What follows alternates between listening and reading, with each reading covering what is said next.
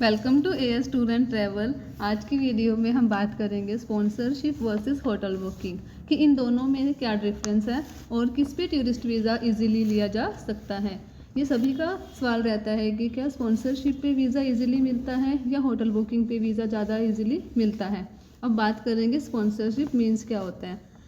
Sponsor का मतलब होता है कि समवन हु स्पॉन्सर यू, कि अगर कोई आपको स्पॉन्सर कर रहा है, इनवाइट कर रहा है अपनी कंट्री में आने के लिए, अपने बिहाफ पे आपकी सारी रिस्पॉन्सिबिलिटीज़ ले रहा है या आपका खर्चा उठाने के लिए तैयार है। और जो स्पॉन्सर है वो वही पर्सन कर सकता है जिसके पास उस कंट्री की सिटीजनशिप हो, यानी कि वो उस कंट्री का सिटीज़न हो, वही आपको स्पॉन्सर कर सकता है। उस स्पॉन्सर की वैल्यू ज़्यादा होती है।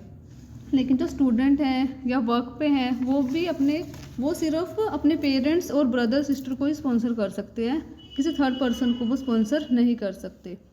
और अगर कोई स्टूडेंट या वर्कर है जो वहाँ पे वर्क परमिट पे हो, वो किसी थर्ड पर्सन को अगर स्पॉन्सर करता है तो उसका वीज़ा इजीली नहीं आता।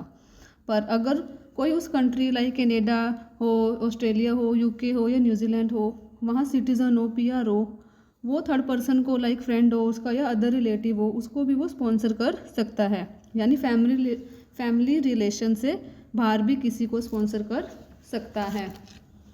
पर कईयों को नहीं पता होता कि स्पॉन्सर में होता क्या है। तो इसमें एक तरह का एफिडेविट दिया जाता है या अपनी तरफ से एक सेल्फ डिक्लेरेशन दी जाती है कि जिस पर्सन को स्पॉन्सर किया जा रहा है उस पर्सन से उसका क्या लाइक वो ब्रदर है, सिस्टर है या फ्रेंड है। उस पेपर पर ये लिखा होता है कि जब भी वो पर्सन इस कंट्री में एंटर करेगा मैं उसका सारा खर्चा उठाऊंगा, लाइक उसके खाने पीने, रहने, घूमने का सारा अरेंजमेंट करूंगा। और अगर वो बीमार हो गया तो उसकी मेडिसिन से लेकर अगर उसको हॉस्पिटलाइज भी होना पड़ा तो उसका हॉस्पिटल का भी सारा खर्चा उठाऊंगा। पर कई बार तो सेल्फ डिक्लेरेशन में ये भी लिखना पड़ता है कि इन केस इस पर्सन की यहाँ डेथ हो गई तो उसके फ्यूनरल का खर्चा भी मैं ही करूँगा, क्योंकि वहाँ की गवर्नमेंट जो है वो किसी भी तरह का बर्डन अपने ऊपर नहीं लेना चाहती।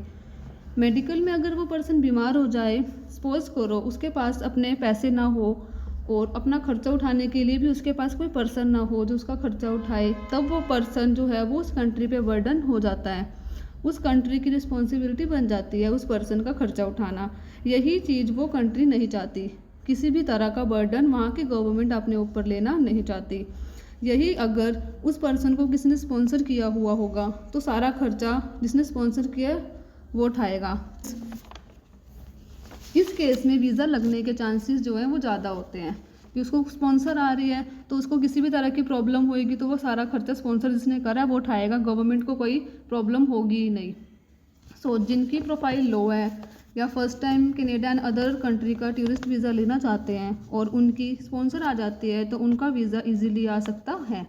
पर इसका मतलब ये नहीं है कि स्पॉन्सर को ही वीज़ा मिलता है, होटल बुकिंग पे वीज़ा नहीं, ऐसा नहीं है।